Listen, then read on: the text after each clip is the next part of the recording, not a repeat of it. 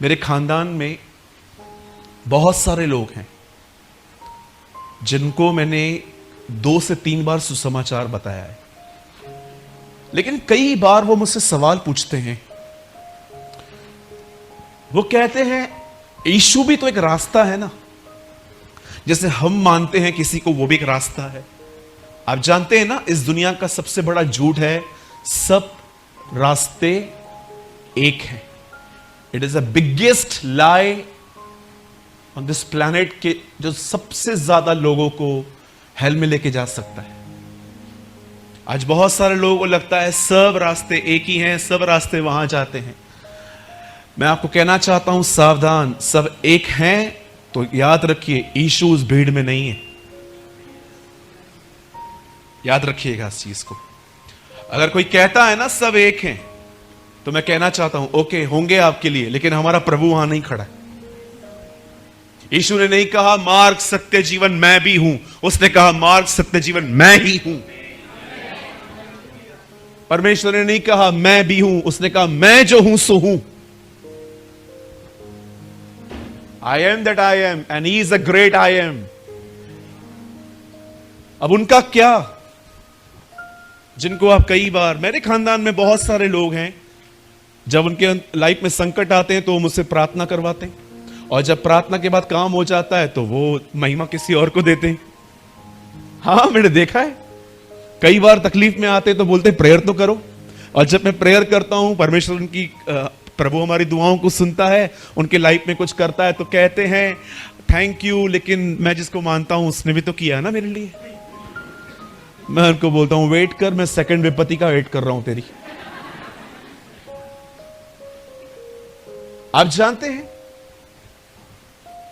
अगर आप एक ऐसे व्यक्ति हैं कि भैया मैं आ गया हूं पर मेरे परिवार में आज भी लोग कठोर हैं, नहीं मानते हैं, आप कहते हो ना भैया बदलो, मैं बदल रहा हूं फिर भी ये नहीं बदलते, मुझ में बदलाव देखकर भी वो नहीं बदलते, आप तो कहते हैं ना। हमारे कलीसिया में एक बहुत मासूम बच्ची है, छोटी सी है, 20 से छोटी है वो मुझे हमेशा कहती है भैया आप बोलते हो परिवार बचेगा जब तुम में यीशु दिखेगा। वो कहती है मेरा परिवार खुद बोलता है कि तुझ में बहुत बदलाव है, तो मैं बोलती हूं चलो, तो बोलते हैं हम क्यों चले। बोलती है भैया मैं क्या करूं। इनोसेंट क्वेश्चन है ना बेचारी का।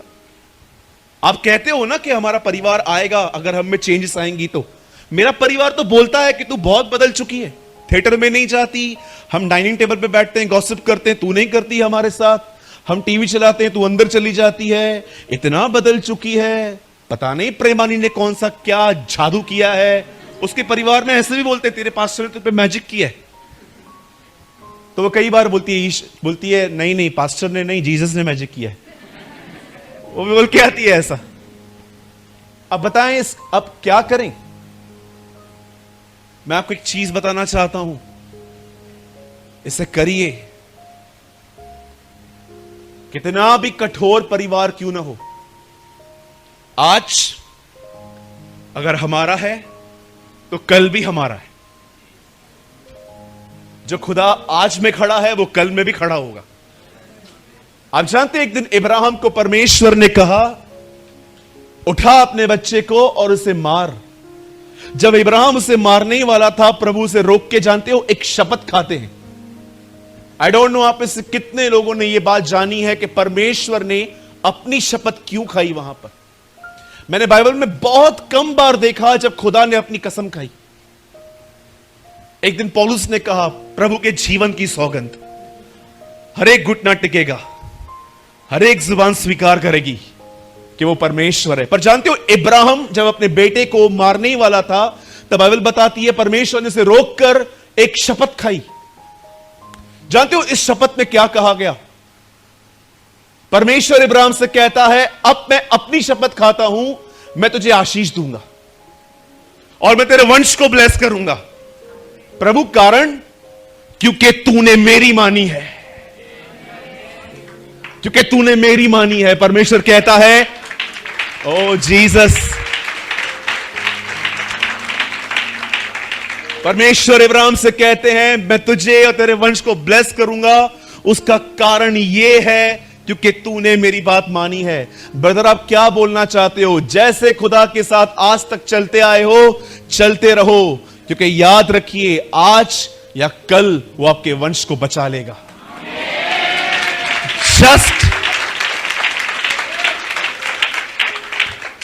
Just walk with God. परमेश्वर के साथ चलते रहिए। और मैं आप में से हर एक को बताना चाहता हूं, परमेश्वर के साथ चलना बहुत आसान है, लेकिन कभी कभी कठिन भी है। सोचो, किसी ने आपके 5,000 रुपए ले लिए हैं, और 2-3 याद आ गए। किसी ने आपके 5,000 रुपए ले लिए हैं, 2 बार आप मांग चुके हो, भाई पैसा देना, क्यों नहीं दे रहा है? अब आपके अंदर उस आदमी के प्रति थोड़ी थोड़ी नफरत सी आने लग गई है, नेगेटिविटी आने लग गई है, लेकिन फिर भी परमेश्वर आपको कहता है उससे क्षमा कर दे, उसको फिर से मत मांग। कई बार जब परमेश्वर आपको ये बातें कहता है ना, आप इग्नोर करते हो। आपको पता है ना, आज की जनरेशन बहुत डिफरेंट है। जो प्रचारक उनके हिसाब से बात करे वो उनका पास्टर है। आजकल ये प्रॉब्लम है। एक तरफ यहां पर दिनेश को खड़ा कर देते हैं, एक मैं खड़ा रहता हूं।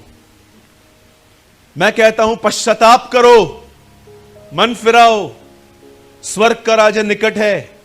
लेकिन दिनेश यहां से खड़े होकर कहता है मांगो तुम्हें दिया जाएगा। सब लोग निकालो उसको। यही चाहिए। लिखा है कानों में खुजली होगी लास्ट डेज में लोगों की। You know the Bible says, you know कभी कभी हम लोग पेपर का एक लकड़ी बना के अंदर डालते थे, कचरा निकालते थे। लिखा है बहुतों को ऐसे कान होंगे लास्ट डेज में कि जब भी आप उनसे बात करोगे ना, क्या है, you know the Bible says last days में ऐसे क्रिश्चियंस आएंगे जो अपना पास्टर खुद चूज करेंगे। इट इज डेंजरस ना, ये बड़ा खतरनाक है ना। वो कहेंगे नो, ये नहीं चाहिए। ये बंदा डांटता है, ये धार्मिकता के बारे में बात करता है, ये वो कोई बात नहीं करता। मेरे को नौकरी नहीं मिल रही है, मेरे को लड़की नहीं मिलती है, उसके लिए तो कुछ बोलता ही नहीं है, बोलता है पश्चाताप करो। हाँ, हमारे कलीसिया में एक भाई ने ऐसे कहा था मुझे, बोला मुझे लड़की नहीं है, मुझे नौकरी नहीं है, और हर रविवार को एक ही बात सुनता हूं आपकी, पश्चाताप करो, पश्चाताप करो, पश्चाताप करो। अरे लड़की तो दो। मैंने कहा जैसे मेरे पॉकेट में पड़ी हुई है दे दूं।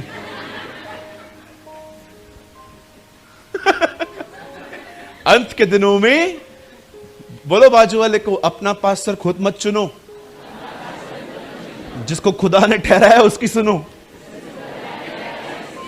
हाँ, और याद रखिएगा मैं अकेला व्यक्ति नहीं हूं भारत में जो खुदा के द्वारा खड़ा किया गया हूं। ऐसे बहुत से मुझसे बहुत उत्तम और अच्छे प्रचारक हैं जो बिल्कुल परमेश्वर के वचन से बात करते हैं, आपको उनकी सुननी चाहिए।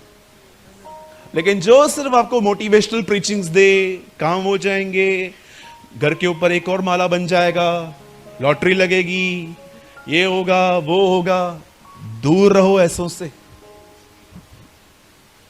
बाइबल बताती है अंतिम दिनों में कलीसियाएं कम, हर दिन नए नए पाखंडों का उद्घाटन अधिक होगा। आपको पता है ये वचन पतरस में लिखा है, लास्ट डेज में हर दिन नए नए पाखंडों का उद्घाटन होगा। आप देखिए रोज होते हैं। रिसेंटली एक पास्टर ने कहा चर्च जाना जरूरी नहीं है, मुझे ऑनलाइन सुनो। मैंने कहा तू बपतिस्मा भी ऑनलाइन दे। एक कहता है अन्य भाषा मत बोलो, अन्य भाषा है ही नहीं। हर दिन नए नए पाखंडों का उद्घाटन, कैची लेके। इसीलिए बाइबल बताती है ऊपरी उपदेशों से न भरमाए जाओ, क्योंकि मन का अनुग्रह से दृढ़ होना भला है। मैं आप में से हर एक से पूछना चाहता हूं, क्या आप हर दिन अपने परमेश्वर के साथ चलते हैं? सोचो, क्या आपके अंदर डिजायर है कि मैं अपने जीवन के हर क्षेत्र में उसका पीछा करूं? आपको क्या लगता है, क्या प्रकाशित वाक्य 3:20 आपके लिए है, खोलिए मत। देख, मैं दिल के द्वार पे आके खटखटाता हूं, और जो कोई द्वार खोलेगा मैं उसके भीतर आऊंगा।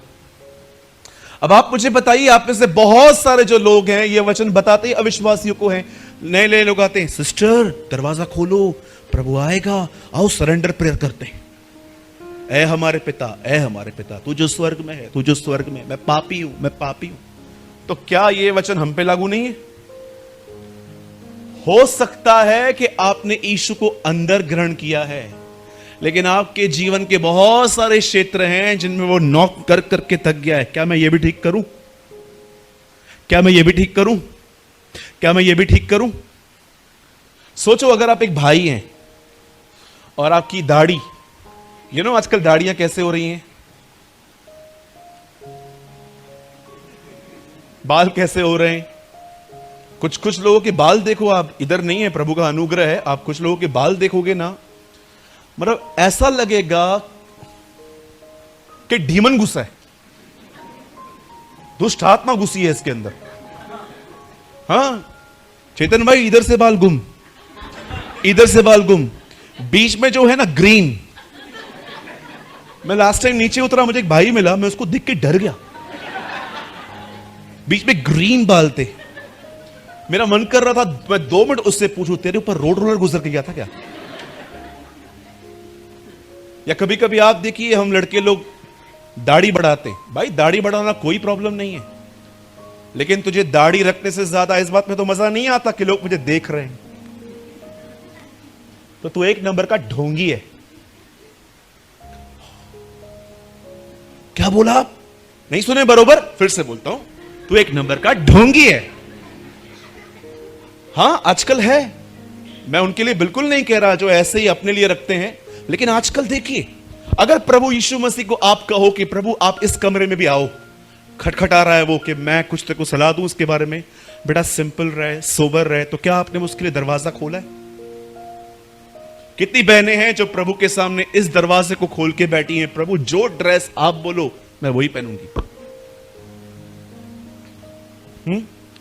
कितनी बहनें जिन्होंने शॉर्ट्स जला के फेंक दिए, स्कर्ट्स जलाकर मतलब किसी और को भी नहीं दिए श्रापित कपड़े।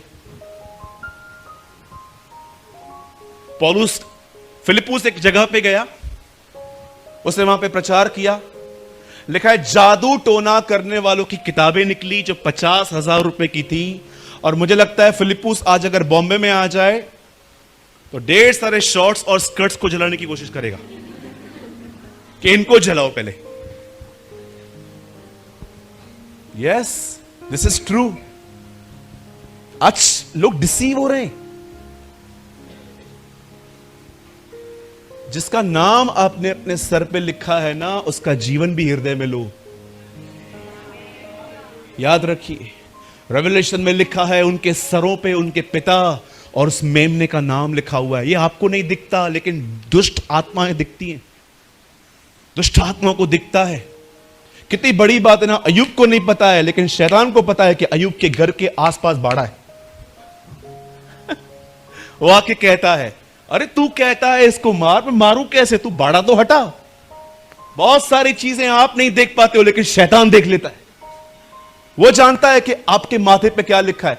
तो मैं आपसे पूछना चाहता हूं, जिसका नाम माथे पे लिखा है, क्या उसका जीवन हृदय में लिया है आपने? बोलिए। परमेश्वर के साथ चलिए। परमेश्वर ने इब्राहिम की आज्ञा पालन देखकर उसे कहा, निश्चय तू और तेरा वंश। आपको रेफरेंस चाहिए? आइए मेरे साथ खोलिए, बाइबल खोलिए, उसके बाद मैं आपके साथ वचन बांटूंगा। मैं चाहता हूं आप सब मेरे साथ खोलें उत्पत्ति की किताब और उसका 22वां अध्याय। जल्दी से खोलिए। आप बड़े उत्साहित होंगे इसे पढ़ के कि प्रभु ये आपने मेरे लिए कहा है। 22 का मैं आपके लिए पढ़ता हूं। जेनेसिस 22 का 16। यहोवा की यह वाणी है कि मैं अपनी ही यह शपथ खाता हूं कि तूने जो यह काम किया है, कि अपने पुत्र वरन अपने इकलौते पुत्र को भी नहीं रख छोड़ा, इस कारण मैं तुझे निश्चय आशीष दूंगा और निश्चय तेरे वंश को आकाश के तारगण और समुद्र की तीर की बालू के किनकों के समान अनगिनत करूंगा और तेरा वंश अपने शत्रुओं के नगर का अधिकारी होगा। परमेश्वर कहता है मैं तेरे वंश को ब्लेस करूंगा, उसका कारण क्योंकि तूने मेरी बात मानी है। जब इब्राहिम की आज्ञा से उसका वंश आशीष पा सकता है, तो हम खुदा के साथ चलेंगे तो हमारा वंश आशीष क्यों नहीं पाएगा? आमीन। So don't be disturb, don't be discourage. सदैव याद रखिएगा, यहां देखिए सब धर्मी का वंश बचाया जाएगा। यस, कितने लोग ये बिलीव करते हैं? धर्मी का वंश बचाया जाएगा। बोलिए मेरे पीछे, धर्मी का वंश बचाया जाएगा। फिर से कहिए, फिर से कहिए। यस, जो पौलुस ने कहा वही आज मैं कहता हूं, जीवन की सौगंध। हर एक घुटना टिकेगा, हर एक जुबान स्वीकार करेगी कि यीशु परमेश्वर है। आमीन। सो घर जाएं और अपने परिवार को किसी और कामों में देखें तो निराश न हो। उनके बिहेवियर को नहीं, परमेश्वर की वाचाओं को देखिए। दाऊद ने गोलियत को नहीं देखा, दाऊद ने अपनी वाचा को देखा। उस खतना रहित परिस्थिति की क्या हैसियत कि वो जीवित परमेश्वर को ललकारे। उसने उसके बारे में कुछ नहीं जाना, वो अपनी वाचाओं को जानता था। इसलिए बाइबल बताती है, जब एक मनुष्य के आज्ञा न मानने से सब पापी ठहरे और सबको मौत मिली, तो एक मनुष्य यीशु मसीह के आज्ञा मानने से हम सब धर्मी क्यों न गिने जाएंगे? आमीन।